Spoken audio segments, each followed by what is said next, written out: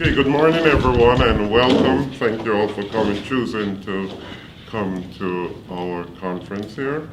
I want to talk a little bit, before introducing our distinguished panelists, we're going to be talking about Afropessimism today. And let me just give you a brief background of Afropessimism as well as a definition.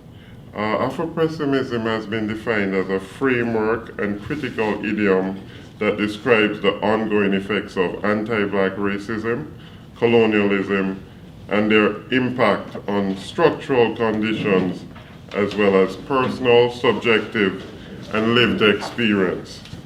Now, one of the things I find really fascinating about it was how this theory came about. The first person to put it forward was actually Frank B. Wilderson III. And in 1989 to 1986, he was actually, although he's an African American from Minnesota, he went to South Africa because he wanted to witness the fall of apartheid. Not just witness, but he also wanted to take part in it. So he joined the military wing of the ANC and took part in their activities. He did mention though that by around 1993, that's about midway his time there, he began to see that the ANC was moving away from things that they had set for their more military direction, their more militant direction, such as the Freedom Charter, and was embracing neoliberalism. As he said, good morning, the more moderate wing of the ANC began to become the most influential. And he sees the basic shift taking place with the murder of Chris Hani and the marginalization of Winnie Mandela. So by 1996, and by the way, this is all detailed in his book, Incognito, his memoirs. By 1996, when he was leaving South Africa, he was extremely demoralized, is the word he used. And he decided, he was leaving and he spoke with a comrade, a friend of his, and he said, this wasn't what we signed up for, this wasn't what we wanted. We wanted the Freedom Charter, we wanted these types of change. Where we're going now, where we're in bed with these capitalists and these neoliberal capitalism is not going to take us to where we want to go, basically. And he said, he was going back and he told his friend, I'm just going to go back into the academy and do my thing, basically. And he said, I don't know what more to do. And his friend said, you know what, create the theory. We need to have the theory so that the next opportunity we have for revolution, we'll have a broader idea of where to go. And so he borrowed ideas from Frantz Fanon, ideas from Louis R. Gordon, and several other thinkers, plus with his own experiences, and came up with this framework we now call Afropessimism. Now, I'm really excited by the panel we have today to discuss this theory, and so please allow me to introduce first to my right, Professor Nick Powers, who is Professor of Literature at SUNY Westbrook. He's author of The Ground Below Zero and a regular contributor to The Independent. And he has another book he's currently working on as well. Okay, great. And to his right is A. Shahid Stover, an avant-garde writer, philosopher, social critic, and editor-in-chief of the Brotherwise Dispatch. He's also the author of Hip Hop Intellectual Resistance, and also has another book coming out as well shortly. And to his right is Professor LaRose T. Parris, Associate Professor of English at LaGurdia Community College, CUNY. Her first book, Being Apart, Theoretical and Existential Resistance in Africana Literature, was awarded the Nicholas Gullin Prize for Outstanding Book in Philosophical Literature by the Caribbean Philosophical Association in 2016. So let's begin, ladies and gentlemen, Afropessimism and the Black Radical Imagination. Nick? So my starting thesis is that Afropessimism begins in the middle passage. Before it's theorized, before it's conceptualized, that it begins as an embodied experience. And let me read a specific passage from Equiano. This comes from the interesting narrative of the life of Leda Equiano, or Gustavus Vasa. This came out in 1794. And this is, as a child, he was captured in the slave trade, brought to the shore of West Africa, and here's when he first sees the slave ship. The first object which saluted my eyes when I arrived on the coast was the sea, and a slave ship, which was then riding at anchor and waiting for its cargo. These filled me with astonishment, which soon converted into terror, which I am yet at a loss to describe. I was persuaded that I had gotten into a world of bad spirits and that they were going to kill me.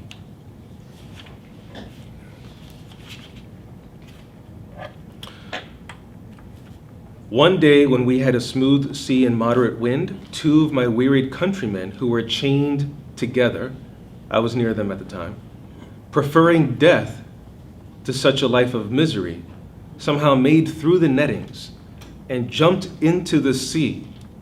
Immediately, another quite dejected fellow who, on account of his illness, was suffered to be out of irons, also followed their example, and I believe many more would very soon have done the same if they had not been prevented by the ship's crew, who were instantly alarmed. Those of us that were most active were in a moment put down under the deck, and there was such a noise and confusion amongst the people of the ship as I have never heard before. Next scene. They also made us jump to keep us in shape, and pointed to the land, signifying we were to go there. We thought by this we should be eaten by these ugly men, as they appeared to us, when soon after we were all put down under the deck again. I read these passages because the theme that you see in the embodiment of terror is what would then later become Afro-pessimism. So the theme is of being consumed, of being eaten, and the motif, or the material metaphor, the material image for this abstract theme, the material is cannibalism, of being eaten by the slave traders, who they thought were going, who Gustavus, as a child, thought were going to rend him limb from limb and with their teeth eat him. And his main fear was that he would never be able to reconnect with his homeland, never be remembered by any of his family, and that he would basically be eaten and kind of his whole spirit would be tossed into the void of the afterlife, but with no connection to the spirit world, no connection to family remembrance, no being his name being sung by family members in honor, basically just cut off and thrown off into the void of a white supremacist appetite for black bodies. So the motif is cannibalism. I think that this motif of cannibalism is actually the beginning of Afro-pessimism long before it becomes articulated by the theorist, was it Fred? Fred Wilderson. This motif, I think, becomes the seed or the kernel for black literature and undergirds black political consciousness. And I'm gonna put it. I think the best way to put it is that, for me, Afro-pessimism is a part of a spectrum of black political consciousness that is constantly fighting for space with what we say Afro-optimism, or a sense of hope that one can find a place of home in the West. So Afro-pessimism is a consciousness that you're going to be consumed by white supremacy in one way or another. And there are different responses to Afro-pessimism. One possible response is that one makes one's body edible. And what I mean by edible is that you become a slave that is so competent, that is so diligent, that is so good at working, that the masters don't destroy your body because you are worth too much. So in other words, that you become a site of labor consumption, but that your labor is so prized, that your labor is so valued, that the source of the labor, the black body, is then kept alive, even at a minimum, or sometimes barely above minimum, as long as you swear a certain kind of loyalty to white supremacy, so that you make your body edible, consumable, but so consumable that you won't be destroyed. So I think that that's one reaction of Afro-pessimism, okay? But what this does is that it creates a certain kind of what I would call torn consciousness. So with this, I would like to go to a scene of Frederick Douglass.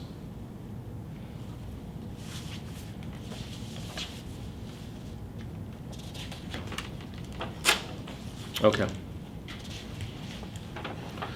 So this making one's body edible for white supremacy, a reaction to Afro-pessimism, is wearing what I would say is the mask. So the mask is a repeated motif within black literature about black people wearing a mask for the white gaze.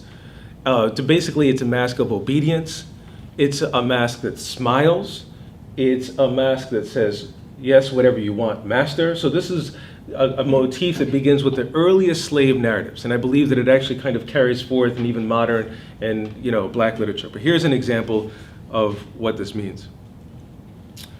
The home plantation of Colonel Lloyd, this is from Frederick Douglass's autobiography, wore the appearance of a country village. All the mechanical operations for all the farms were performed there. The shoemaking, the mending, the blacksmithing, cartwrighting, etc. The whole place was like a business, very unlike the neighboring farms. It was called by the slaves the Great House Farm, and few privileges were esteemed higher by the slaves of the out farms than of being selected to do errands at the Great House Farm. It was associated in their minds with greatness. A representative could not be prouder of his election to a seat in the American Congress than a slave to one of the out farms would be of his election to the Great House Farm. Okay, so the Great House Farm was a very business-like plantation that had an absence of brutal violence because everything that was very professional. Whereas the out farms, the smaller farms, there was a lot more physical violence, a lot more lashing, a lot more whipping, iron chains, iron muzzles, a lot more physical brutality. Here's the key point, page 323. The slaves selected to go to the Great House Farm for this monthly allowance for themselves and their fellow slaves were very enthusiastic, and while on their way they would make the dense old woods for miles around shake with their wild songs, revealing at once the highest joy and the deepest sadness. They would compose and sing as they went along, consulting neither time nor tune. The thought that came up came out, if not in the word, in the sound, and as frequently in one as the other.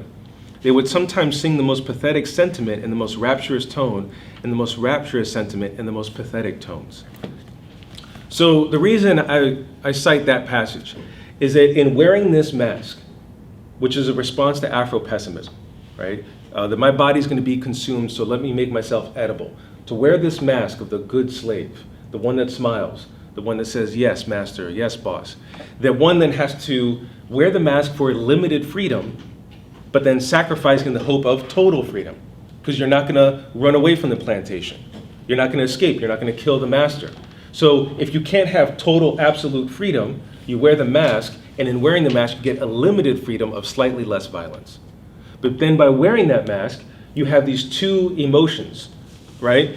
You're happy that you're getting slightly more freedom, but then you're sad that you're not getting full freedom. And that's what I think creates, because this is an early form of music criticism, of taking the African retention of melodies and ceremonies and dances that come in shards broken by the Middle Passage and arrive on the shores of the New World, the shards of the African cultural retention, and are put together in the music, in the wild songs. And the wild songs are wild because they go from sadness to happiness, because you're feeling both at the same time. Okay? So that is a consequence, what I would say, of Afro-pessimism.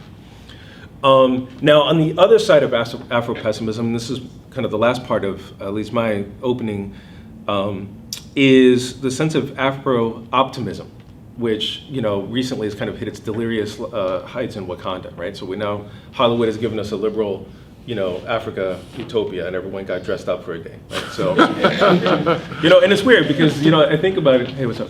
And it's almost like when I saw everyone coming in, like, the Wakanda outfits, it's almost like, we were like little candy. We're colored like candy, and we're making ourselves edible for each other. And that's black nationalism. We'll talk about that more in a second. But this idea of making yourself edible for white supremacist consumption. The other part of that is what I would say this Afro-optimism, that one can find a home in the West. So if Afro-pessimism is a pessimism that the structures of white supremacy, modernity, enlightenment has created a racism that we as people of color will never find a home in.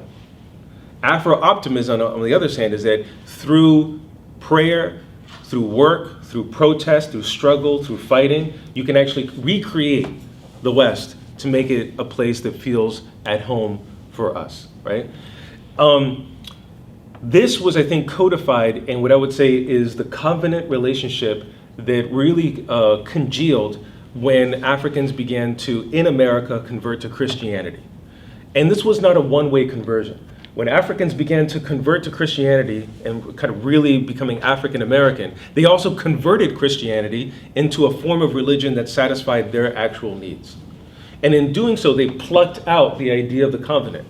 And the covenant, Christopher Hobson, in a really beautiful book called The Mount of Vision, he defines it pretty succinctly. The covenant is that a people have a relationship with God, that God has a relationship with us, and that as long as we pray and are faithful to God, that God will deliver us from oppression, deliver us from slavery, deliver us from Pharaoh.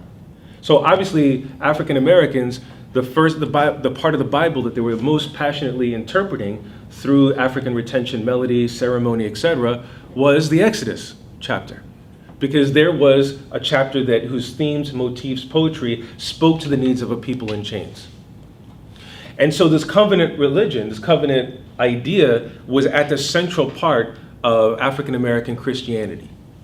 And this is where we get from Christianity to codes, okay? Because I believe that the black church being the first free, independent black space where organizing could really take place, where the covenant religion gave people a language that allowed for us to see the glory and goodness in each other, even if the white supremacist gaze could not.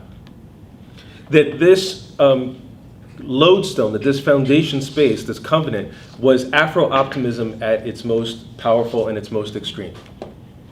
But this relationship, I would say, has now broken for a few reasons. One, it's broken because the civil rights kind of black liberation theology, James Cone, who recently passed away, was probably the most kind of forceful and clear voice on this, but it existed before him. David Walker had black liberation theology. Rastas had a black liberation theology. Malcolm X had a black liberation theology. So it wasn't just specifically uniquely Christian. I would say it was the black in Christian, the black in Islam, the black in Judaism, the black in Baha'i. You know, I mean, it was the blackness that demanded liberation theology, right? Just like it did in Latin America. This covenant relationship, I think, is broken for this reason. The black church is no longer the site or the foundation site for black liberation struggle. Some are, but as a mass, it is no longer, for two reasons. One, there's been a huge divide, class divide within black America. I'm not talking about the Caribbean, which is a different economic politics, and that is something that's worth going into. But within black America, there's a huge economic divide between the upper class, Jack and Jill, middle class, lives in Queens, and then people who are stranded in rural poverty, Section 8 housing, etc. Okay? In fact, the class divide in black America is even more extreme than it is in white America, which itself is pretty extreme. There's no way you can have that kind of economic divide and then not have a psychological and political consequence. So what's the consequence? The covenant relationship, which was the consecration of the Afro-optimism, is broken, and what you have in its place is the prosperity gospel. T.D. Jakes. Creflo fucking Dollar. I hate that guy. I've never seen him. I mean, he could have been in Harry Potter, the villain. Like, he's the most Slytherin, oily dude. So that kind of dude. Now, they're just the big faces of it, but under them are lots of invisible pastors who have smaller flocks, not necessarily on TV, but they really promote the prosperity gospel. I live in Bed-Stuy. I remember I was walking past for like 5 years, this mural that had these two pastors, and it says, "It's your diamond decade." And it was weird to have these pastors. I know that mural. Yeah, right. Yes, it's gone now. Yes. Remember that, right? They painted over it. Yeah. Yeah, they painted over it. Yes. And weren't they like in some gangster pose? Yes. Like, some girl, the big bling. The big bling. Literally, it's like instead of nails, it's like, let me nail Jesus with the diamond. I'm dying, but it's beautiful, you know? I know, it's too soon in the morning.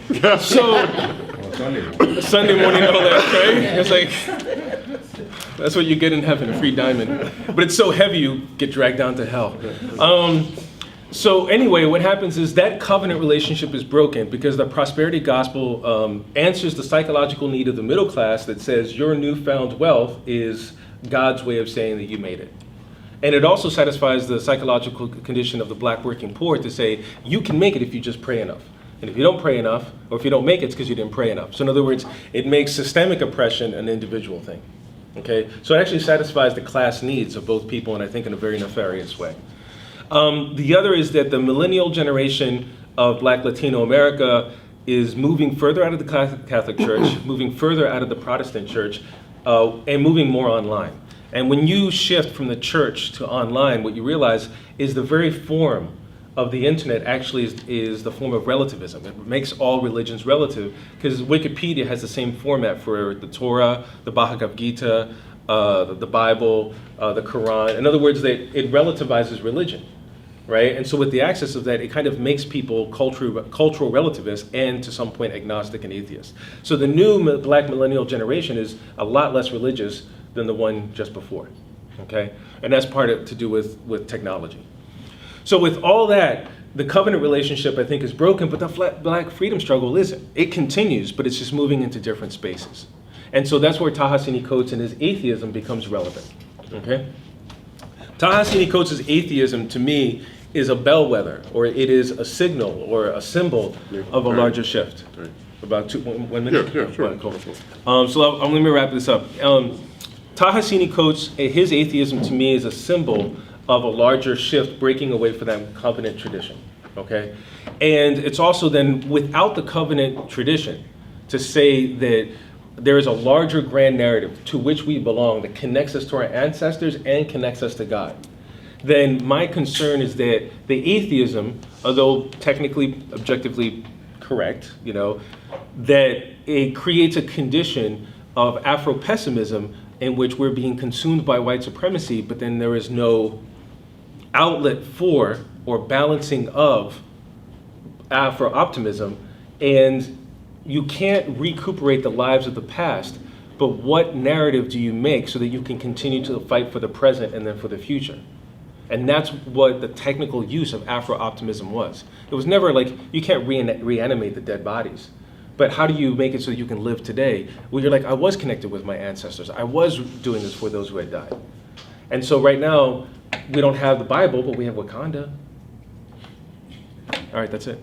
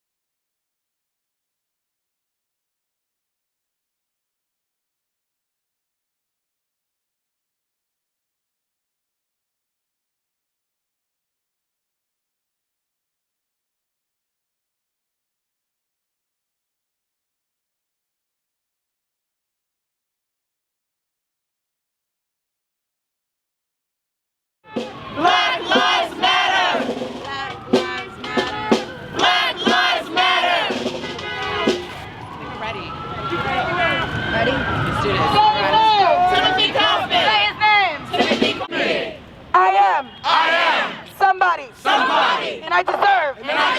Full equality. Right here. Right now. I am somebody. And I deserve.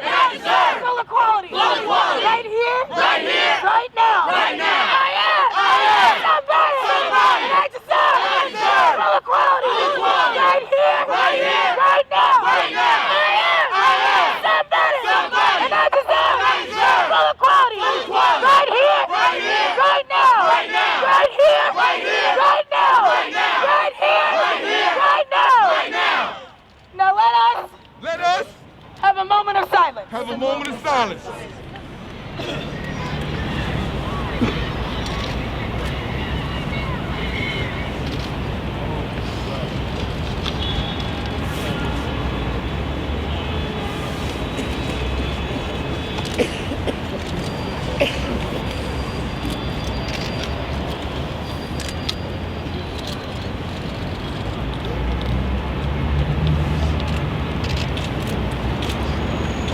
I can't hear you. Timothy Kaufman. I can't hear you. Timothy Kaufman. I can't hear you. Timothy Kaufman. I can't hear you. Timothy Kaufman. What's his name? Timothy Kaufman. Why can't hear you? Timothy Kaufman. I can't hear you. Timothy Kaufman.